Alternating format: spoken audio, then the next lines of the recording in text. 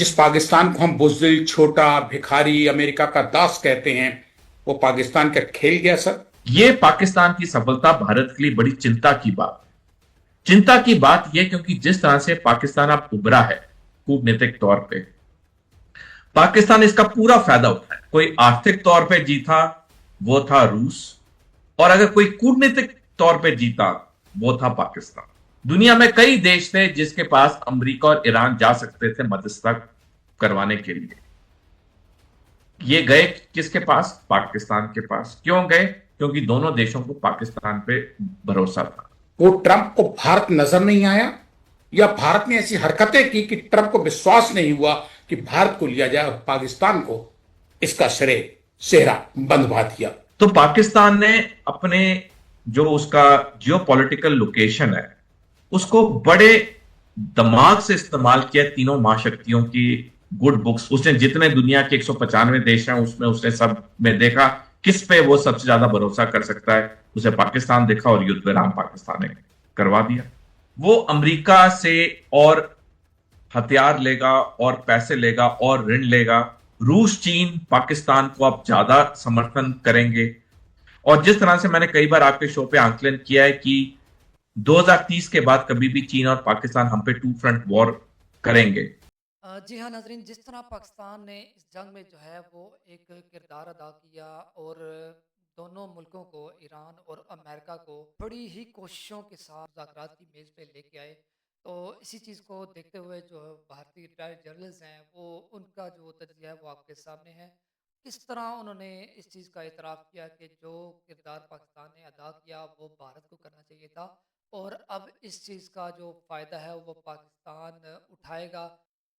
जसिंदर सिंह सोढ़ी, जे सोढ़ी, पाक, Iran, Israel, America अब तक ये जंग के पार्ट थे और इसमें अब कूद गया है पाकिस्तान और चीन। क्या भारत पिछड़ गया? सर, बहुत बड़ा सवाल है। कयामत की रात तो आ नहीं पाई, लेकिन भारत में कोहराम मच गया है। जब से ही आ रहा है कि ये कयामत की रात टाली है, तो उसमें पाकिस्तान या चीन, इनका बहुत बड़ा हाथ है। दो देश हैं सर, दोनों ही हिंदुस्तान के दुश्मन हैं, चाहे वो चीन हो और पाकिस्तान। ये सर क्या बैठे बिठाए बाजी मार गए? जिस पाकिस्तान को हम बुज़दिल, छोटा, भिखारी, अमेरिका का दास कहते हैं, वो पाकिस्तान का खेल गया सर। इस ईरान युद्ध में अगर कोई सैनिक तौर पे जीता तो वो था ईरान, कोई आर्थिक तौर पे जीता वो था रूस, और अगर कोई कूटनीतिक तौर पे जीता वो था पाकिस्तान। और पाकिस्तान कूटनीतिक तौर पे बहुत बड़ा विजय होकर निकला।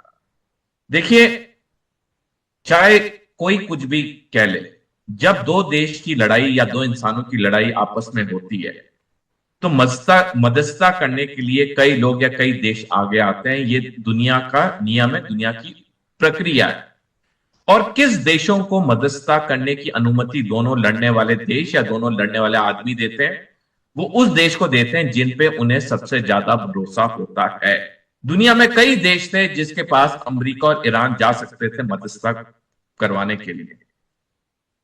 ये गए किसके पास? पाकिस्तान के पास। क्यों गए? क्योंकि दोनों देशों को पाकिस्तान पे भरोसा था। तो पाकिस्तान जहां एक तरफ पाकिस्तान को दो देशों ने, जिसमें से एक महाशक्ति है, दो देशों ने पाकिस्तान पे भरोसा किया मध्यस्थता के लिए, और देखिए आज युद्ध विराम हो गया। तो डेफिनेटली हमें उस एंगल से देखना चाहिए कि पाकिस्तान कितना सफल हुआ मध्यस्थता कराने में। यह पाकिस्तान की सफलता भारत के लिए बड़ी चिंता की बात। चिंता की बात यह क्योंकि जिस तरह से पाकिस्तान अब उभरा है कूटनीतिक तौर पे, पाकिस्तान इसका पूरा फायदा उठाएगा। फायदा कैसे उठाएगा? वो अमेरिका से और हथियार लेगा और पैसे लेगा और ऋण लेगा। रूस, चीन पाकिस्तान को अब ज्यादा समर्थन करेंगे। और जिस तरह से मैंने कई बार आपके शो पे आंकलन किया है कि 2030 के बाद कभी भी चीन और पाकिस्तान हम पे टू फ्रंट वॉर करेंगे, तो पाकिस्तान की इस कूटनीतिक सफलता से पाकिस्तान का हौसला और बुलंद हो जाएगा, जो कि भारत के लिए एक अच्छी बात नहीं है, क्योंकि पाकिस्तान के साथ चीन खड़ा है इस मध्यस्थता में। हालांकि चीन बिल्कुल सामने नहीं आया, लेकिन पीछे से चीन ने काफी काम किया, खासकर ईरान को समझाने के लिए, क्योंकि चीन और ईरान के आपसी रिश्ते बहुत गहरे हैं। तो डेफिनेटली पाकिस्तान का इस कूटनीतिक सफलता से भारत के लिए दिक्कतें बढ़ेंगी, क्योंकि पाकिस्तान को अब बहुत देश समर्थन देंगे, चाहे पैसे से चाहे हथियारों से। सर, एक सवाल आ रहा है आपकी बातचीत से। 2030 के बाद आप कह रहे हैं 2.5 या 3.5 वॉर जो है चीन पाकिस्तान और ये बांग्लादेश और हमारे internal anti lobby, anti India, ये परेशान कर सकते हैं, युद्ध के पूरे पूरे चांसेस बन रहे हैं, बार बार ये सब चीज कह रहे हैं। और आप ही हिंदुस्तान में वो फौजी अफसर मिले मुझे कम से कम, जिसने 2 दिन पहले कह दिया था कि ईरान के सामने अमेरिका घुटने टेकेगा और अमेरिका की मजबूरी होगी। हमें कुछ चीजें करनी होंगी अगले 4 साल, और वो हमें दिन रात एक वॉर ब्रेकिंग स्पीड से करनी होगी। सबसे पहली चीज जो हमें करनी होगी, हमें अपनी सेना को ज्यादा पैसा देना होगा। हमारे वायुसेना अध्यक्ष air chief marshal Amarpal Singh ने चिंता जताई हिंदुस्तान एरोनॉटिक्स लिमिटेड के चेयरमैन को कि हमें उस स्पीड से लड़ाकू विमान नहीं मिल रहे हैं। वो वीडियो बड़ा वायरल हुआ। अगर चीन एक साल में 240 लड़ाकू विमान बना सकता है, हम 24 लड़ाकू विमान भी क्यों नहीं बना सकते हैं? क्या भारत में बुद्धिमानों की कमी है? क्या भारत में मेहनती लोगों की कमी है? हमारे नागरिक बड़े बड़े एमएनसी के सीईओ हैं। क्योंकि हमारे यहां क्या है, हमारे यहां जवाबदारी और जिम्मेदारी नहीं है। जो करप्शन हमारे देश में जगह जगह पे है, वो फाइलों को उस स्पीड से मूव नहीं करने देता है जिस स्पीड से चीजें चाहिए। भारत के सामने 1947 से लेकर अब तक सबसे बड़ी चुनौती आने वाली 2030 के बाद कभी भी, जब 3.5 फ्रंट वॉर होगी। बांग्लादेश बेशक सैनिक तौर पे मोर्चा खोले ना खोले, हमें उसके लिए तैयारी करनी होगी, जो हमने 5 अगस्त 2024 से पहले नहीं की थी। आधा फ्रंट, जो कई लोग हैं जो पैसे के लिए बिक जाते हैं, उसके बारे में 4 जून 2017 को जनरल बिपिन रावत, जो भारतीय सेना के सेनाध्यक्ष थे, उन्होंने साफ किया है। तो ये 3.5 फ्रंट वॉर भारत के लिए सबसे बड़ी चुनौती होगी 1947 से। चीन पाकिस्तान तो हम पे युद्ध करेंगे, वो तो हमारे हैं कट्टर दुश्मन। मैं 1 मिनट और आपसे चाहूंगा, मैं जो ये हाफ फ्रंट का जिक्र करता हूं, ये हाफ फ्रंट किसी धर्म के खिलाफ नहीं है, किसी समुदाय के खिलाफ नहीं। ये हाफ फ्रंट वो लोग होते हैं जो पैसे के लिए अपने देश को बेचते हैं। और तो हमारे यहां भी कुछ ऐसे तत्व हैं जो कि सामने नहीं आ रहे हैं, जो कि जब युद्ध होगा ये सामने आएंगे, जिसे मैं हाफ फ्रंट कहता हूं। तो भारत के सामने 1947 से जो सबसे बड़ी चुनौती होगी वो 3.5 फ्रंट वॉर होगी।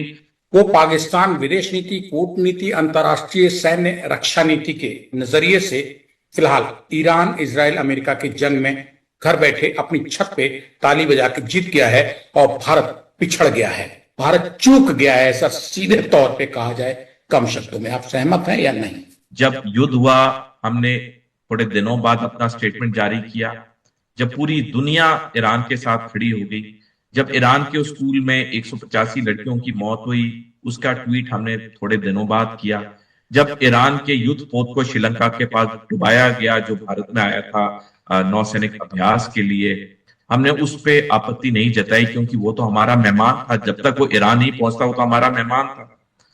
तो इन चीजों से डेफिनेटली जो हम एस्पायर कर रहे थे एक ग्लोबल पावर बनने के लिए, उस पे झटका तो जरूर लगा है, और ये हकीकत है। और जिस तरह से अमेरिका ने हमें इन्वॉल्व नहीं किया मददसा के लिए, जबकि हम कहते रहे कि जी हमारे सारे खाड़ी देशों के साथ अच्छे रिश्ते हैं, हमारे इजराइल के साथ तो बहुत अच्छे रिश्ते हैं, तभी हमें नहीं इन्वॉल्व किया।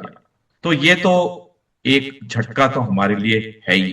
वो बाजी मार ले गया और हम सोचते ही रह गए, पता नहीं हमारी कितने बड़े स्तर की, कितनी बड़ी, कितनी गोपनीय, कितनी जमीन के अंदर कितने 100 किलोमीटर छिपी हुई कूटनीति, विदेश नीति है, जो अभी तक बाहर नहीं निकल पाई। 40 दिन में इजराइल, अमेरिका और ईरान के बीच छिड़े जंग में पाकिस्तान, जो कहीं नहीं था, जिसको हम कुछ नहीं मानते, वो काम कर गया है। और अब दुनिया पाकिस्तान का नाम ले रही है कि समझौता पाकिस्तान ने कराया, शेयर पाकिस्तान के।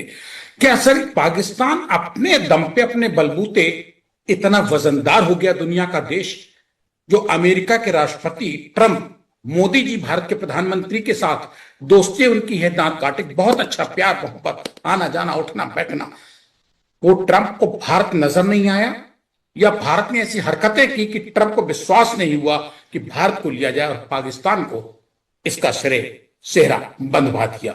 अमेरिका पाकिस्तान का साथ कभी नहीं छोड़ सकता है। और मैं अपनी तरफ से ऐड करना चाहूंगा कि दुनिया में एक ही देश है जिसके तीनों महाशक्तियों के साथ अच्छे रिश्ते हैं। तीन महाशक्तियां अमेरिका, रूस और चीन, और वो देश है पाकिस्तान। तो पाकिस्तान ने अपने जो उसका जियोपॉलिटिकल लोकेशन है उसको बड़े दिमाग से इस्तेमाल किया तीनों महाशक्तियों की गुड बुक्स में या राइट साइड में होने के लिए, और तीनों महाशक्तियां पाकिस्तान के साथ।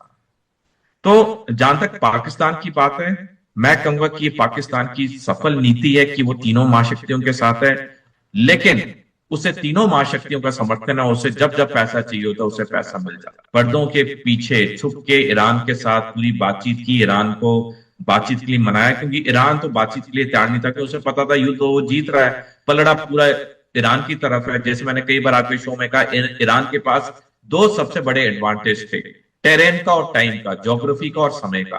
तो ईरान को तो कोई जंग जल्दी खत्म करने की जरूरत थी नहीं। जल्दी खत्म करने की जरूरत तो अमेरिका और इजराइल को थी, क्योंकि वहां पे चुनाव होने कुछ महीने बाद, ईरान में तो कोई चुनाव होना नहीं है। तो जिस तरह से ईरान पूरी तरह इस सिचुएशन को कंट्रोल किए हुए था, वो जल्दी युद्ध विराम के पक्ष में नहीं था, लेकिन चीन ने बहुत बड़ी भूमिका अदाई, और मैं ट्रंप की बात से पूरी तरह से सहमत। उसे पाकिस्तान पे भरोसा था तो उसने पाकिस्तान को इन्वॉल्व किया। ईरान को पाकिस्तान पे भरोसा था, ईरान ने पाकिस्तान को इन्वॉल्व किया। तो कोई इंसिडेंट पिछले साल हुआ, पिछले पिछले साल हुआ, उतना महत्व नहीं होता जितना जो इंसिडेंट इस वक्त चल रहा है या चल रहा था। ईरान युद्ध चल रहा था, अमेरिका इस युद्ध से निकलना चाहता था। उसने जितने दुनिया के 195 देश हैं उसमें उसने सब में देखा किस पे वो सबसे ज्यादा भरोसा कर सकता है, उसे पाकिस्तान देखा और युद्ध विराम पाकिस्तान ने करवा दिया। ईरान का स्ट्रेट ऑफ हॉर्मूज पे नियंत्रण करना डोनाल्ड ट्रंप के का पतन का कारण है। जिस तरह से 18 जून 1815 को नेपोलियन वन, जो कि युद्ध पे युद्ध जीत रहे थे, उन्हें बैटल ऑफ वाटरलू में हराया गया, उसके बाद नेपोलियन वन का पतन हो गया। यही हाल डोनाल्ड ट्रंप के लिए हुआ। स्ट्रेट ऑफ हॉर्मूज पे जिस तरह से ईरान ने नियंत्रण किया, पूरी दुनिया तिलमिला गई, और उसके बाद ट्रंप के पास कोई चारा नहीं था, बनस्पति युद्ध से जल्दी से निकल। नाज़रीन, वीडियो आपने देखी, इस सारे मामले में आपकी क्या राय है कमेंट में हमें ज़रूर बताइएगा। वीडियो को लाजमी लाइक कीजिएगा, चैनल को ज़रूर सब्सक्राइब कीजिएगा। मिलते हैं नेक्स्ट वीडियो में, तब तक के लिए अल्लाह हाफिज़।